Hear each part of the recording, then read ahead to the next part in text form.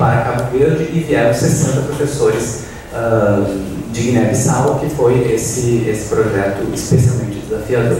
Em 2012, que foi este ano, né, julho e agosto, nós tivemos DAIUCos de ensino básico para professores de Cabo Verde e repetimos matemática e português do secundário de Cabo Verde e também, pela primeira vez, então, atendemos professores de São Tomé e Príncipe e com 25 professores de matemática e 25 de português, nós praticamente atendemos todos os professores da rede pública de São Tomé e Príncipe, que é um país que tem 200 mil habitantes. Então, no total, nós já tivemos no programa 636 professores. Este ano tivemos professores de matemática em Angola, mas vocês veem que a maior parte dos professores com quem nós trabalhamos são de Cabo Verde. Nós tivemos 190 professores do ensino secundário, estão colocados ali como professores de português, e 60 que estão classificados ali como polivalentes, porque são, na maior parte deles, docentes do ensino básico. Então nós tivemos já 430 professores cabo-verdianos, e se vocês pensarem que a rede pública de Cabo Verde, que é um país que tem 550 mil habitantes, tem em torno entre 200 e 250 professores de português no ensino secundário, nós estamos bastante próximos de ter conversado com todos os professores da República desse país que atuam no secundário. E de Guiné-Bissau, então, nós tivemos observadores em 2009 e no ano passado 60 professores do ensino básico. De Moçambique só tivemos observadores e de São Tomé e Príncipe tivemos observadores em 2009 e turmas este ano de 2012.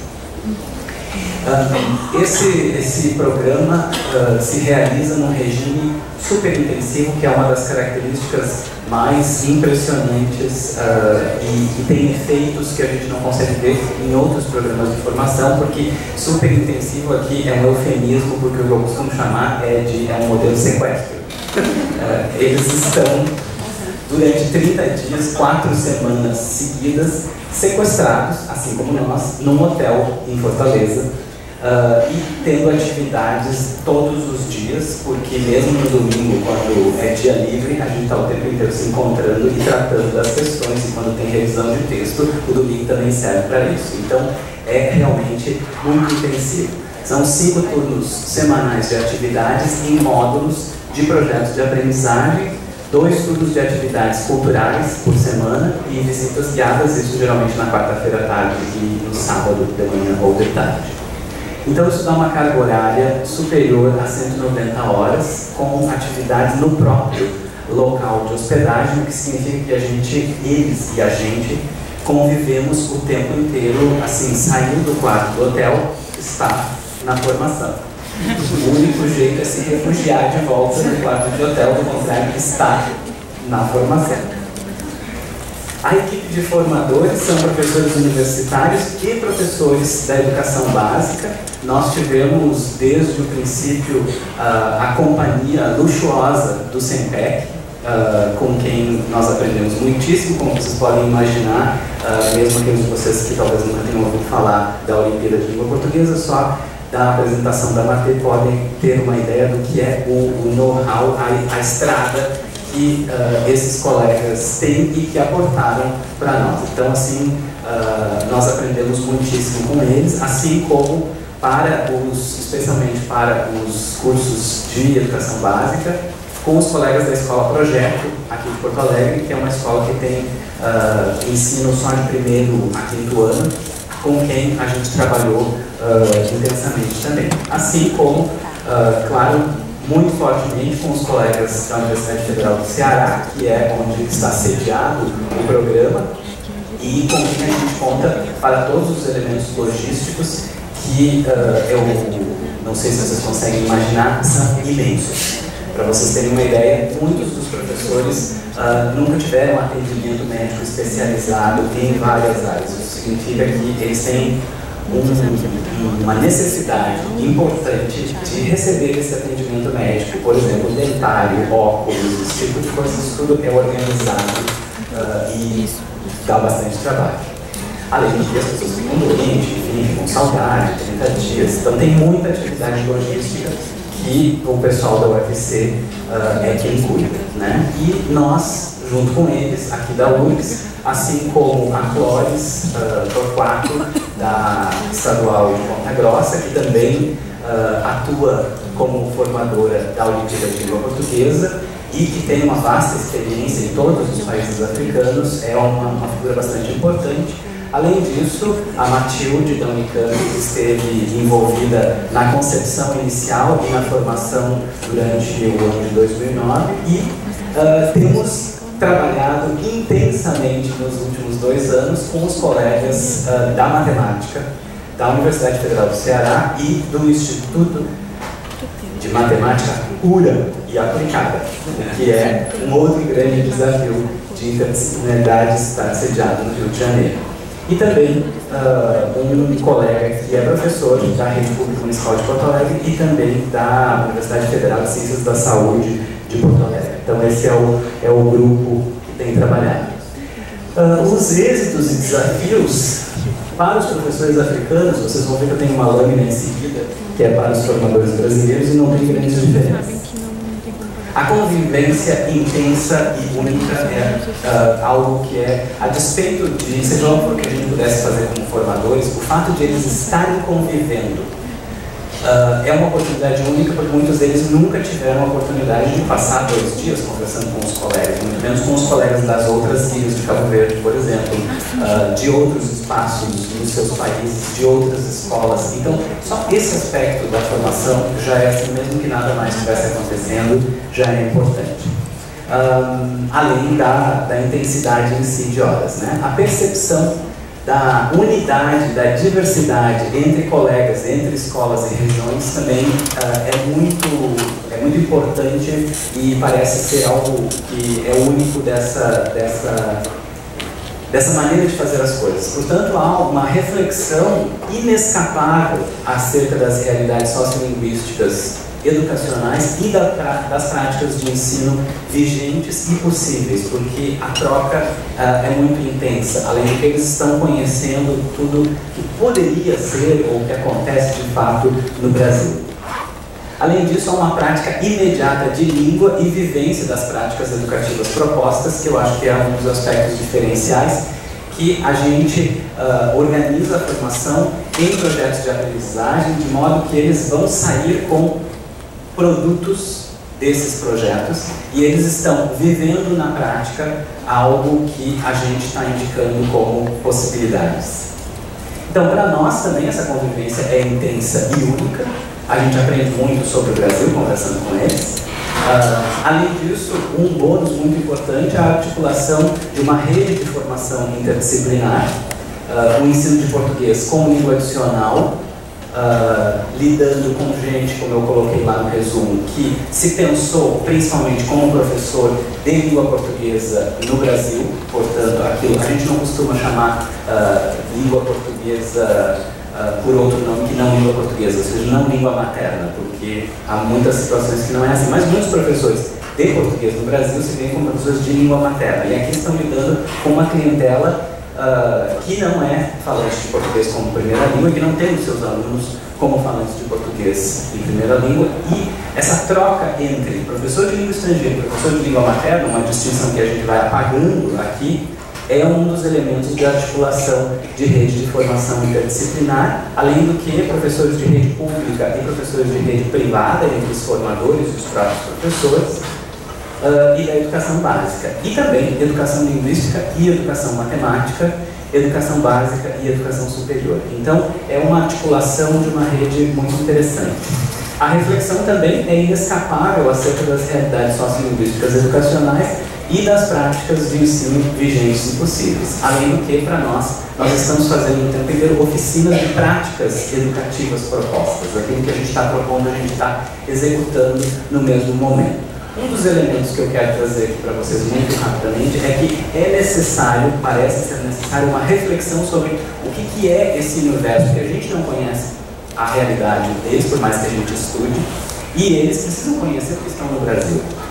Eu, como professor de linguística e ensino, venho há 10 anos com os meus alunos desenvolvendo este infográfico aqui, que eu não tenho como apresentar, e ele não fala por si, mas que tenta apresentar o que é o mercado linguístico brasileiro, as questões de estigma e prestígio. Então aqui tudo tem toda uma simbologia de cores e formas aqui que eu não vou explicar para vocês, mas eu estou trazendo isso aqui para dizer que no começo a gente apresenta para eles esses elementos para que a gente construa com eles os mapas ou os infográficos dos mercados linguísticos desses países. E agora a gente tem uma boa noção do que se passa, qual é a realidade. Então vocês aqui, rapidamente, vocês podem ver que em Cabo Verde, como eles dizem, a vida se faz em crioulo e o português está em certos lugares. E então, a gente pensar o que vai se fazer, o que é prática social de língua portuguesa, pode ser muito diferente dependendo de que situação a gente está. Então, o mercado linguístico da Guiné-Bissau é extremamente complexo. Mais de 20 línguas nacionais ou étnicas faladas, de novo, com a vida sendo feita por uma língua comum que não é o português. Então, o português é algo bastante limitado neste universo aqui. Isso aqui também, a gente não chega a consensos. Às vezes as turmas chegam a consensos distintos. Então esses mapas aqui da Guiné-Bissau, uma turma chega num consenso e outra turma, nós não vamos esperar até que todos os homens e as mulheres concordem. Esse é o mais recente, que é o mercado linguístico de São Tomé e Príncipe, que é bastante interessante porque vocês veem aqui algo em vermelho, que é uma variedade de português popular, que, se vocês virem, não existe na Guiné-Bissau, nem em Cabo Verde, e que está representado grandemente aqui no mapa brasileiro. Vermelho é estigma, ou seja, desprestígio. Então vocês veem que nesses infográficos aqui, nessas sociedades, eles não percebem haver nenhuma língua desprestigiosa. Ao passo que em São Tomé e Príncipe, sim, há gente, como eles dizem, que não tem nível. Então, isso é para dizer que, para chegar no trabalho dos projetos, a gente precisa muitas vezes fazer essa discussão para nós entendermos e para eles se verem. Para vocês terem uma ideia, das grandes epifanias dos professores cabo-verdianos e nossa foi quando eles conseguiram ver que os conceitos de classe que eles fazem são feitos em crioulo. Isso demorou, com a primeira turma, umas 8 horas de reflexão, porque eles juravam de pé junto que tudo acontecia em português. Aí a gente vai conversando até que todo mundo vê que nunca acontece em português, e sim, sempre em crioulo. Tudo escrito em português, os discursos organizados a partir da escrita em crioulo. Isso não é uma coisa que eles enxergavam. Bom, rapidamente para terminar aqui, eu quero só listar para vocês os produtos finais de projetos de ensino e aprendizagem na formação de professores da educação básica da Guiné-Bissau, que talvez tenha sido o maior desafio profissional que eu já enfrentei. E em 30 dias nós produzimos um livro de memórias de infância e escola, um livro de histórias para não esquecer, voltados para crianças brasileiras, um manual de brincadeiras de letramento e numeramento, acompanhado de um DVD com a filmagem de algumas brincadeiras e encarte voltado para professores, um DVD de contação de histórias com o filme e o encarte, 2 reportagens reproduzindo um suplemento infantil da Folha de São Paulo que tinha saído sobre a Guiné-Bissau, de brasileiro para brasileiro, falando sobre a Guiné-Bissau. Eles fizeram 2 reportagens iguais de guineense para brasileiro, para criança brasileira. Um infográfico do mercado linguístico e um livro com uma coletânea de problemas de matemática, meus problemas de aritmética e geometria, e a cerimônia de encerramento, que eles também têm que produzir discurso, enfim, agradecimentos, dança e o que mais. Essa é a turma dos guineenses, só para vocês verem o grupo. E os produtos finais deste ano, então nós repetimos esse curso para professores de Cabo Verde, e eu tenho aqui um kit para vocês terem uma ideia. Então todos eles vão para casa com este kit completo fisicamente aqui. Então aí estão, deixa eu ver, um manual de brincadeiras, acompanhado do DVD com a gravação. Então eles saem com instruções para brincar brincadeiras brasileiras e instruções para brincar brincadeiras cabo-verdianas, com um DVD com os professores executando as brincadeiras para serem vistas. Uma coletânea de recomendações de livros de literatura infantil e infanto-juvenil, esse mais em produção mais simples aqui, ou seja, eles leram e examinaram livros brasileiros de literatura infantil e infanto-juvenil e produziram não exatamente resenhas, mas recomendações de o que seria mais interessante voltar para os colegas. Uma coletânea de crônicas intitulada Cronistas de Primeira Viagem, Cabo Verde, Fortaleza, Visões em Crônica, que é esse aqui. Um livro de memórias de letramento e numeramento.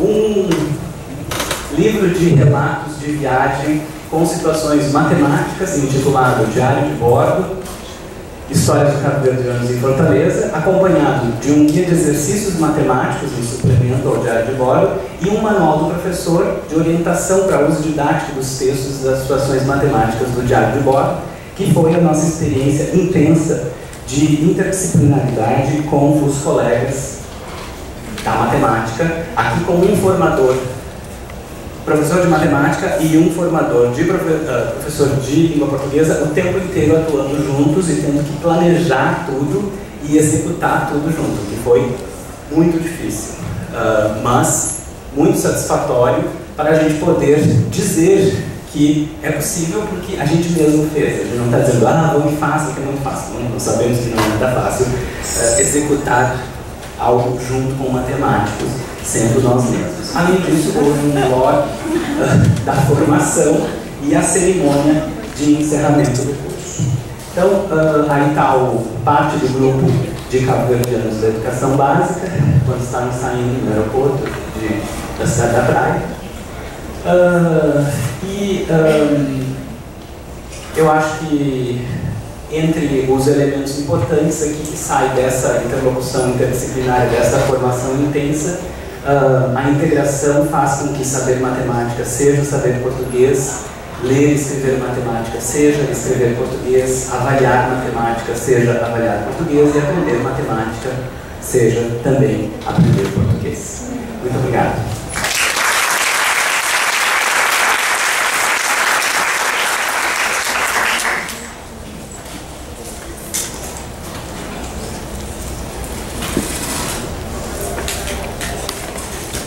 Então, obrigada. Partimos então para as perguntas.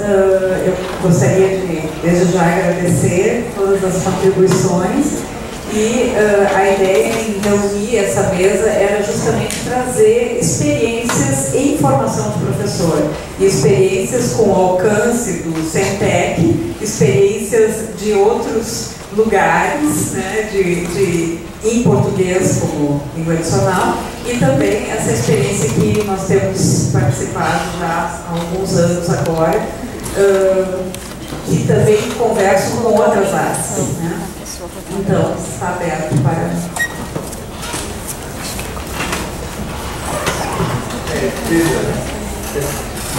Achei super interessante as três apresentações, mas eu queria saber o que você falou muitas vezes que a sua interação com os professores africanos foi difícil, a interculturalidade certamente foi um fator aí, né?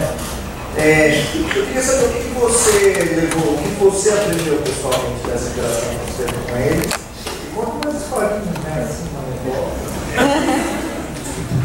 Sim, a gente pode passar, nós temos que fazer isso, a gente já falou de fazer uma anedotária, porque são muitas histórias.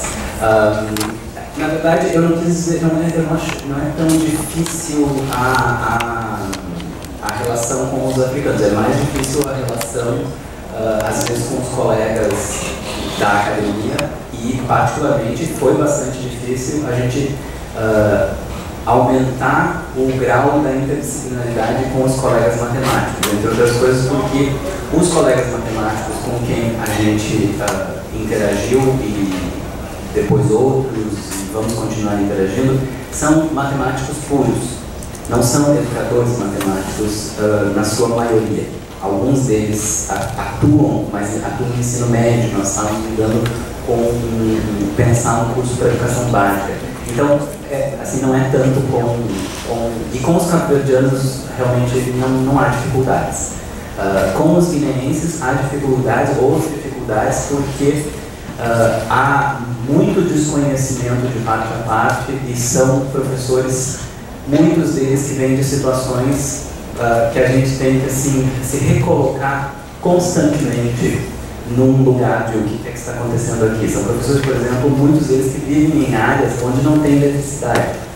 Então não tem rádio, não tem televisão, não tem paredes nas escolas, tem muito pouco português circulando. Então a nossa busca, por exemplo, de assim, quais são as práticas sociais que exigem português escrito e falado? A gente procura e fica difícil de achar. E a gente acha, mas essa interlocução pode ser bem complicada quando a gente tem muitos pressupostos urbanos, por exemplo, e eles são de áreas que não são exatamente, nem rural ou urbano não cabe, porque, enfim, eu acho que dá para entender. Como eu disse, um dos episódios mais eloquentes para mim é esse momento em que os colegas professores de língua portuguesa do ensino secundário de Cabo Verde, muitos deles experientes, depois de várias horas de discussão, percebem aquilo que no começo negavam, ou seja, de que muita coisa que eles próprios faziam como membros plenos da comunidade de falantes de língua portuguesa não era em língua portuguesa numa situação formal, como um conceito de classe, né? Aí tem várias outros episódios assim, que envolvem a gente planejar, por exemplo, para o curso dos guineenses, em vários momentos de letramento da vida prática, da entrada nesse espaço urbano tecnologizado que nós não víamos como tecnológico, mas, por exemplo, então nós tivemos 2 guineenses em 2009 como observadores, 10 junto com 40 cabo-verdianos em 2010, e isso já levou a uma série de dificuldades, os colegas matemáticos tiveram mais dificuldades ainda, mas quando nós previmos então um curso para a educação básica para Guiné-Bissau, nós já sabíamos coisas do tipo assim, enfrentar uma escada rolante pode ser uma coisa complicada. O que é frigobar de hotel, o que é cardápio de hotel. Então, no curso para os 60 professores guineenses de 2011, nós já tivemos várias atividades que eram lidando com o cardápio do frigobar do hotel, lidando com o console do elevador, lidando com a escada rolante. Então, assim, tem vários episódios por trás disso, né, de encontrar o que é desodorante, como se usa um tubo de desodorante de spray, coisas que, assim, vocês podem imaginar várias situações que, se eu narro, eu não quero narrar especificamente porque elas podem parecer exóticas e eu não quero, a última coisa que eu quero é transformá-los em exóticos. Eu quero falar uma coisa do outro lado também, que na verdade há um deslocamento muito grande da gente em relação a toda uma prática social. Ontem a gente estava falando sobre isso, né, na janta. De toda uma prática social que é conhecida por eles e que é desconhecida por nós. Então, uma série de questões de leituras, por exemplo, ou de escritas, né, indo para a coisa né, porque fizemos muito, como vocês podem ver, na verdade, colocava muito em dúvida qualquer objetivo, ou não é qualquer, mas alguns objetivos que nós poderíamos ter, né, porque nós somos os de fora, completamente. Então, assim, desloca muito essa situação de que nós temos o que ensinar. Na verdade, nós temos muito o que aprender e, claro, também temos o que ensinar, mas nós vamos trocar e negociar o que é relevante ser tocado, entende? Então, para projetos de aprendizagem, isso é fundamental. E a vivência disso, então, nesse sentido, nós vivemos isso também, não é uma coisa unilateral, entende? Não é nós que estamos ensinando lá, nós estamos negociando o que é relevante aprender. Isso eu acho que isso é o que eu acho que mais nós aprendemos. Iremos em presente para a última pergunta. Achei bem interessante, eu achei bem interessante ver várias experiências, mas tem uma que eu quero particularmente discutir, porque eu estive uma de doutorado na USP recentemente, e a candidata fez uma análise das Olimpíadas de língua portuguesa, e uma das coisas que ela estava procurando eram marcas de autoria desse tipo, coisa parecida dos alunos. E ela percebeu que os resultados foram basicamente fórmulas, né? Claro, não estou criticando, mas fazendo também um levantamento que ela levantou exaustivamente durante alguns anos, né? Mostrando, e aí agora, na hora da apresentação, eu vi que se falou de modelos. E essa é a preocupação, né? A ideia de gênero é uma coisa que surgiu para não haver modelos. Antes a gente já tinha modelos de texto, né? E aí quando eu vi falar modelo no material, quando eu cheguei a ver materialmente, eu não sei o que são esses modelos. Mas acredito que se os melhores alunos que foram premiados foram, na realidade, alunos que repetiram fórmulas do que deveria ser os gêneros escolhidos, eu imagino que isso deva ser um reflexo. Então, como eu sei que eles estão trabalhando com concepções de uma teoria bastante pessoal, que é do Jean-Paul Blancat, e também das requisitividades do Sr. que não foram feitas como uma coisa rígida, mas me parece que viraram somente no Brasil, né? Parece que a gente é meio afeito a repetir fórmulas estrangeiras em vez de ter as nossas. Uma outra coisa que me disseram aí, disse a candidata para o vídeo material, é que agora, em algum momento, esse Jean-Paul Blancat é uma autoridade de validação do material oficial brasileiro, embora ele seja suíço. Então, eu queria só um esclarecimento sobre essas questões.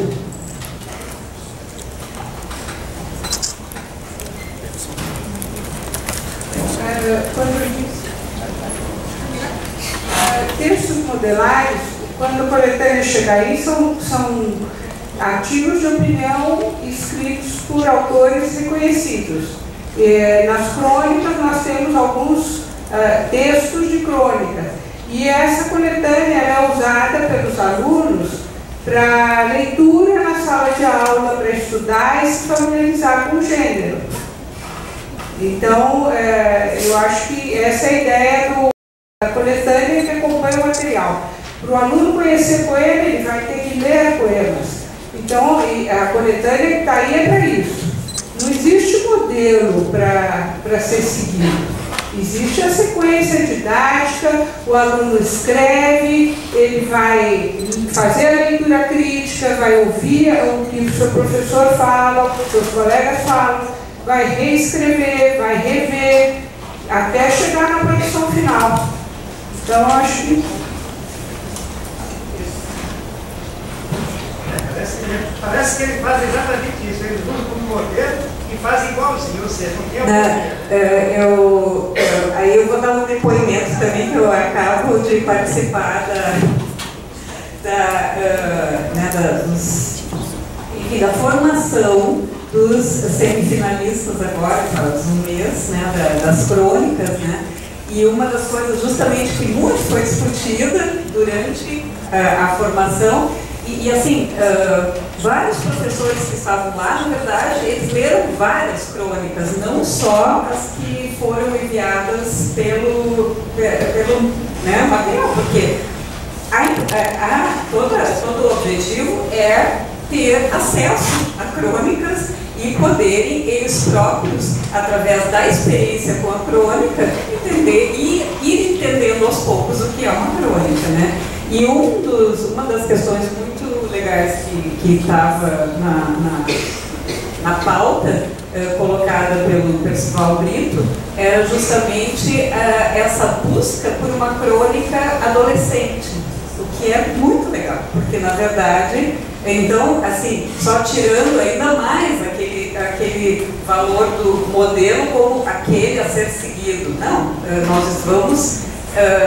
o que estava se falando lá era justamente uma busca de, inclusive, uma autoria de uma outra, vamos dizer assim, comunidade, né? Uma outra enfim, dos adolescentes, né, que estão lá escrevendo. Então, assim, e não há isso. Né? Assim, tem crônicas das mais diversas e elas têm várias razões, né, de elas chegarem onde chegam, mas não porque seguem um modelo. Não diria isso. Eu falei dos resultados que elas levantou. Não, sim, eu acho que tem várias perspectivas de se olhar isso. Não, você chegou que ela queria que tivesse, né? Ela está apaixonada por isso. Vamos então, infelizmente, dar por encerrada a mesa e agradecer as apresentações, agradecer os membros da mesa. Duas comunicações importantes, 2 avisos. Amanhã os grupos de trabalho acontecerão aqui no prédio do Direito, então vocês não precisam se deslocar até o anexo 1. E a avaliação que foi entregue quando vocês chegaram, a instrução é que os comentários sejam feitos ao lado. Desculpa, que os comentários sejam feitos ao lado. Então, preencham com comentários, como foram as conferências, as mesas, frente e verso, para que aprendamos um pouco como vocês se sentiram em relação ao congresso. Agora, teremos então a apresentação da Hub Editora, patrocinadora deste evento, e gostaríamos então de pedir para a mesa adotar um lugar aqui no auditório para ouvir a Maria Lúcia Carbone Versa, que vai apresentar 3 materiais digitais: o Bem-vindo, o Self-Grá sem Segredos, leitura e também leituras graduadas. Após, teremos um intervalo reduzido do café e às 4h45 no início do 4º turno dos grupos de trabalho. Muito obrigada.